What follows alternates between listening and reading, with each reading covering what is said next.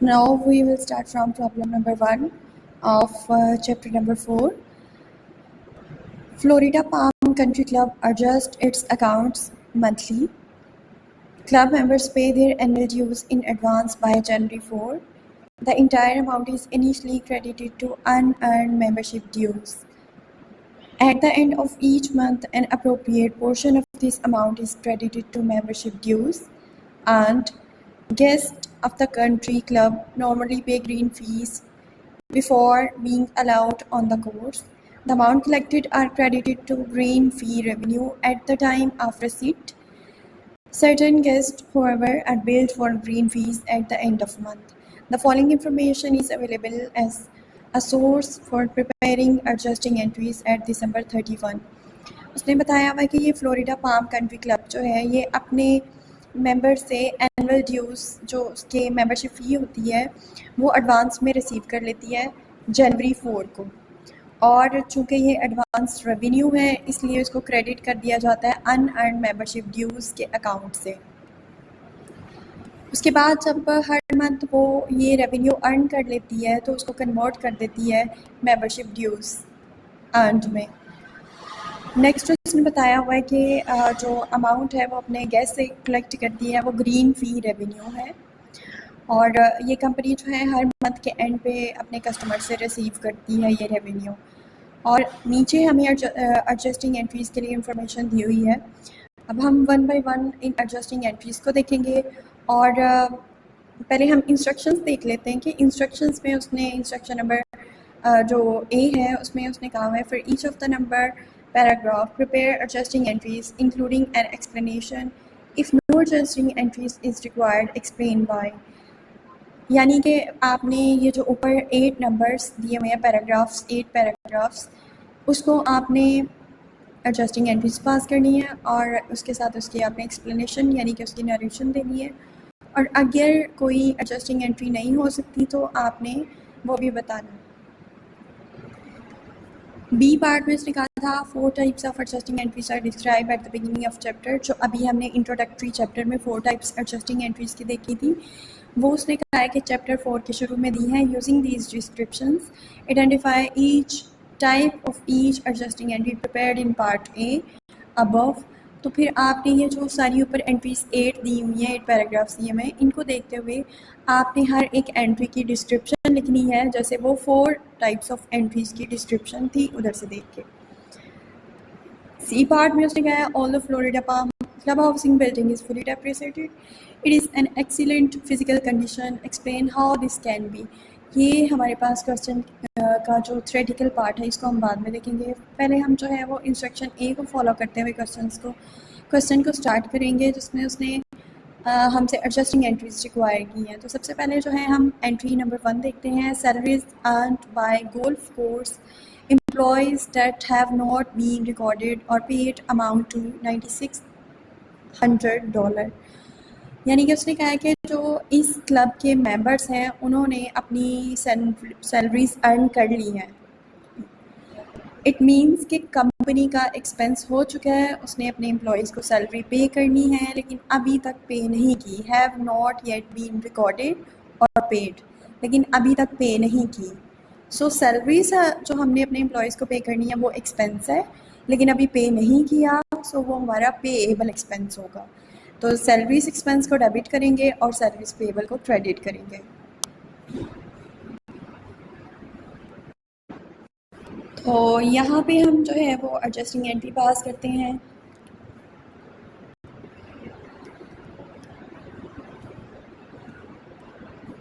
Salaries expense to salaries payable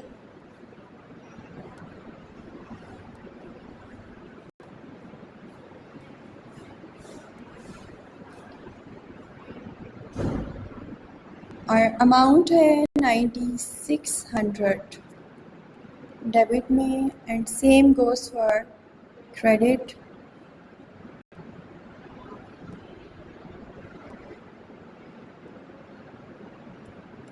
और narration में आप लिख देंगे टू रिकॉर्ड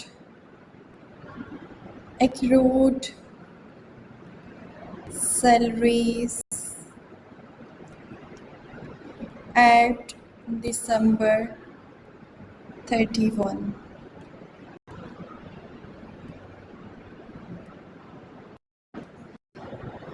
नेक्स्ट उसने हमें कहा था Tampa University golf team used Florida Palm for tournament played on December 30th of current year.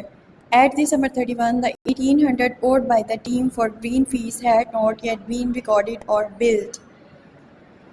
इस फ्लोरिडा पाम का एक यूनिवर्सिटी ने टूर्नामेंट के लिए प्लेग्राउंड यूज़ किया है और कंपनी ने जो है फ्लोरिडा पाम ने रेवेन्यू अर्न कर लिया है, लेकिन उसका अभी बिल नहीं बना, रिकॉर्ड नहीं हुआ वो।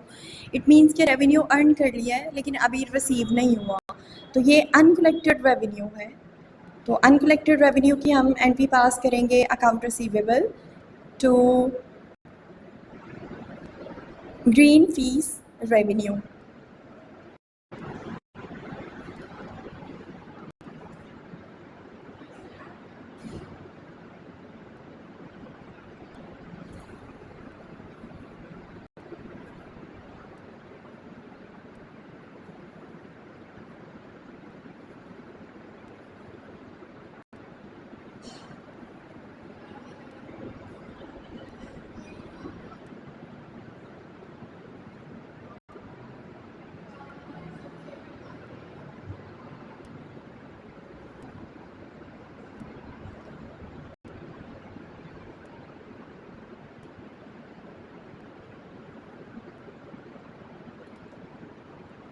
अमाउंट है हमारे पास 1800 डेबिट और 1800 क्रेडिट में लिखेंगे।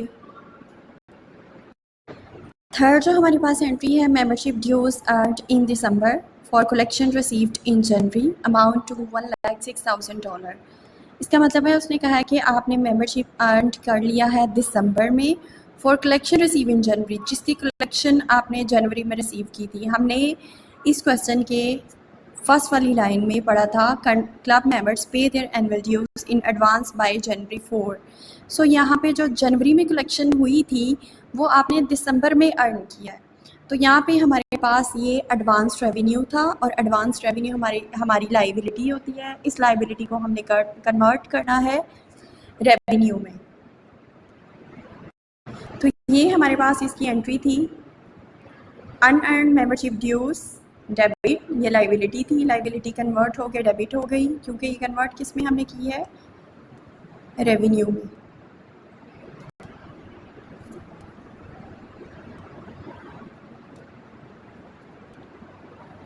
सो नरेशन यहाँ पे लिख देंगे आप to record the portion of unearned membership dues earned at December 31। Fourth हमारे पास जो एंट्री है वो है depreciation of country club golf cart is based on estimated life of 15 years. The cart has originally been purchased for 1,80,000. The straight line method is used. Note में लिखा हुआ है the club house building was constructed in 1925 and is fully depreciated. ये सिर्फ journal information के लिए दिया है, बाकी यहाँ पे उसने कहा हुआ है कि ये जो कंट्री क्लब के कार्ट्स हैं, गोल्फ कार्ट्स, इनको हमने परचेज़ किया 1,80,000 में और उसकी एस्टिमेटेड लाइफ है 15 ईयर्स। सो हम यहाँ पे उसकी डेप्रिसिएशन निकालेंगे और डेप्रिसिएशन निकालने के लिए हमने मेथड यूज़ करना है straight line. Straight line method में सिंपली आपने जो कॉस्ट ऑफ एसेट है उसको आप इसके यूज़फुल लाइफ के साथ डिवाइड कर देंगे तो हमारे पास 1 ईयर की डेप्रिसिएशन आ जाएगी। चूँकि यहाँ पे हम अकाउंट्स को एडजस्ट कर रहे हैं मंथली, तो हमने इसको 1/12 के साथ भी डिवाइड कर देना है सो दैट कि ये 1 मंथ की हमारे पास डेप्रिसिएशन आ जाए। सो यहाँ पे हमने एंट्री पास कर दी है depreciation expense to accumulated depreciation. Asset को क्रेडिट नहीं करते कार्ड्स को, उसकी जगह पे हम एक्यूमुलेटेड डेप्रिसिएशन, यानी कि हमने डेप्रिसिएशन का एक कॉन्ट्रा अकाउंट पहले से क्रिएट किया हुआ था, उसी से हम, ये भी बेसिकली एसेट ही है, कॉन्ट्रा एसेट होता है, इसको हम डेप्रिसिएशन एक्सपेंस में कन्वर्ट कर रहे हैं। तो हमारे एसेट की जो अमाउंट थी वो 1,80,000 थी, डिवाइड कर दिया आपने उसको 15 ईयर्स के साथ, तो 1 साल की डेप्रिसिएशन आ जाएगी। हमने 1 मंथ की लेनी है, उसको 1/12 के साथ मल्टीप्लाई कर देंगे तो ये 1,000 उसकी अमाउंट आ जाएगी। एंट्री नंबर 5 जो है हमारे पास है वो 12 month bank loan is amount of $45,000 had been obtained by country club on November 1 in interest is computed at an annual rate of 8%. The entire 45,000 plus all of the interest accrued over 12-year life of loan is due in full on October 31 of the upcoming year. The necessary adjusting entry was made on November 30th to record the first month of accrued interest expense. However, no adjustment had been made to record interest expense accrued in December. तो 45,000 का उसने loan लिया जिसपे 1 month का जो accrued interest बनता है 8% interest की परसेंटेज है. लोन ऑफ लाइफ 1 ईयर है, सो हमारा 12 मंथ्स का इंटरेस्ट बनेगा. नवंबर तक उसने कहा है कि एडजस्टिंग एंट्रीज पास हो गई हैं, लेकिन सिर्फ दिसंबर की एडजस्टिंग एंट्री रहती है. तो दिसंबर की एडजस्टिंग एंट्री हमने ये एक्सपेंस है, इंटरेस्ट जो है वो एक्सपेंस है क्योंकि आपने लोन पे इंटरेस्ट पे करना है, तो वो एक्सपेंस है लेकिन अभी पे नहीं किया, सो ये एक्सपेंस पेएबल होगा. एक्सपेंस डेबिट और पेएबल क्रेडिट. तो यहाँ पे हमने इंटरेस्ट की एंट्री पास कर दी है, इंटरेस्ट एक्सपेंस डेबिट और इंटरेस्ट पेएबल जो है वो लाइबिलिटी है. एक्सपेंस था लेकिन अभी पे नहीं किया, सो ये लाइबिलिटी है. और 45,000 इसकी लोन की अमाउंट थी, 8% उस पर 1 ईयर का इंटरेस्ट है और हमने सिर्फ 1 मंथ का इंटरेस्ट निकालना है, तो वो 1 मंथ का इंटरेस्ट जो है वो 300 आ गया. नेक्स्ट हमारे पास एंट्री नंबर 6 है जिसमें 1 year property insurance policy has been purchased on March 1. The entire premium of 7,800 was initially recorded as unexpired insurance. ये unexpired insurance हमारा प्रीपेड एक्सपेंस है, यानी जो आपने एडवांस में अपना एक्सपेंस पे कर दिया. इंश्योरेंस पॉलिसी खरीदी है 7,800 की, तो उसने एडवांस में ये इंश्योरेंस जो है पे कर दी है. सो एक्सपेंस है और एडवांस में आपने इसको पे कर दिया हुआ है. तो एडवांस में जो आप एक्सपेंस पे करते हैं वो एसेट होता है एंड देन हम उसको बाद में कन्वर्ट कर देंगे एक्सपेंस में.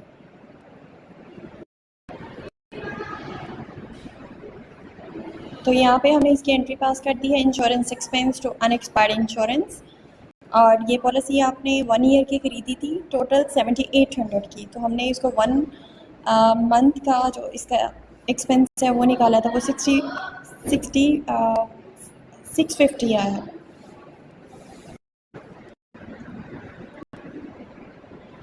नेक्स्ट एंट्री है हमारे पास. In December Florida Palm Country Club entered into an agreement to host the annual tournament of Florida Seniors Golf Association. The country club expects to generate green fee of 4,500 from this event. यहाँ पे देखिए, यहाँ पे उसने लिखा हुआ है कि फ्लोरिडा कंट्री क्लब जो है उसने एग्रीमेंट किया है और उस एग्रीमेंट के लिए उसने डिसाइड किया है कि वो 4,500 जो है इस इवेंट के लिए चार्ज करेगा. एक्सपेक्ट किया है. अभी एग्रीमेंट फ्यूचर में होगा, अभी सिर्फ उसने प्लान किया, एग्रीमेंट किया है, लेकिन अभी रेवेन्यू अर्न नहीं किया. सो यहाँ पे फ्यूचर इवेंट्स के लिए कोई एंट्री नहीं होती. हमने जस्ट उसकी एक्सप्लेनेशन दे देनी है कि no entry is required. Revenue is recognized when it is earned. Entering into an agreement does not constitute the earning of revenue. Last हमारे पास एंट्री है unrecorded income tax expense accrued in December amount to 19,000. This amount will not be paid until January 15. तो ये हमारे पास income tax expense था, लेकिन expense अभी हमने पे नहीं किया और ये दिसंबर के लिए 16,000 अमाउंट थी. सो हमने यहाँ पे एक्सपेंस पेएबल की एंट्री पास कर दी है. अभी पार्ट में उसने हमें कहा था कि 4 types of adjusting entries are described in chapter. Beginning of chapter, using this description, identify the type of each adjusting entry prepared in part A. तो अब हमने वो जो स्टार्ट में 4 एंट्रीज पढ़ी थी वही डिस्क्रिप्शन यहाँ पे 1 by 1 इन सब एंट्रीज की लिखनी है. तो पहली एंट्री में हमने सैलरीज एक्सपेंस हमारा एक्सपेंस था और ये एक्सपेंस अभी पेएबल था.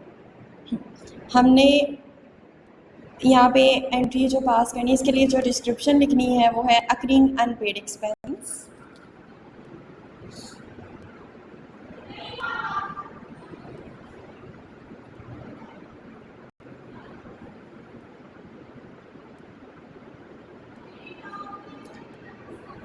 सेकंड हमारे पास जो एंट्री है वो account receivable to green fee revenue.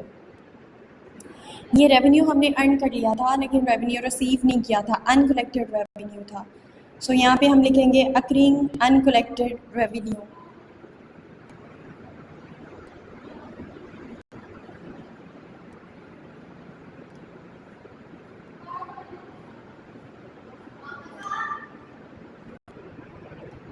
Third जो है अनअर्न मेंबरशिप ड्यूज़ अर्नड।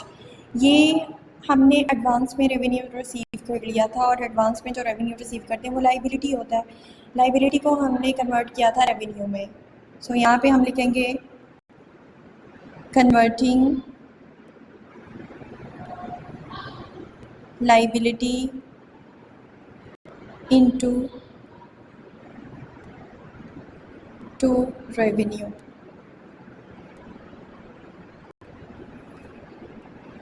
नेक्स्ट हमने डेप्रिसिएशन एक्सपेंस, ये हमने एसिड की डेप्रिसिएशन ली थी, एसिड को कन्वर्ट किया है एक्सपेंस में।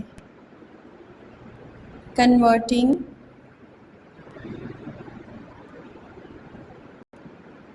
Acid to expense.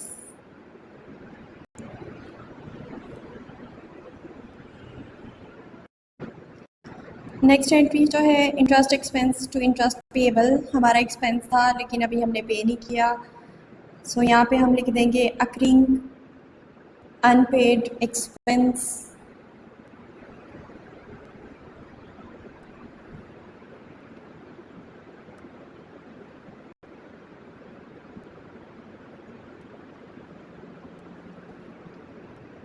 Next insurance expire to unexpired insurance. ये हमने हमारी प्रीपेड इंश्योरेंस थी, एडवांस में हमने इंश्योरेंस पे कर दी थी और एडवांस में जो एक्सपेंस पे करते हैं वो एसिड होता है। Converting asset to expense.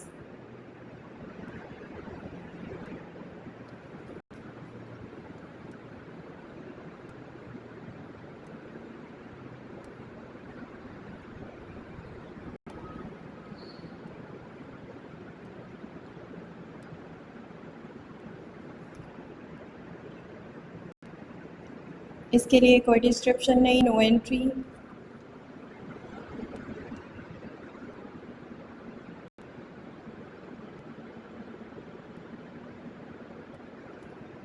और लास्ट में हमारा इनकम टैक्स एक्सपेंस था, ये भी एक्सपेंस पेएबल था, अभी पे नहीं किया, तो अक्रिंग अनपेड एक्सपेंस। सो हमारा क्वेश्चन यहाँ पे एंड होता है। सी पार्ट जो है वो इसका थ्योरेटिकल है।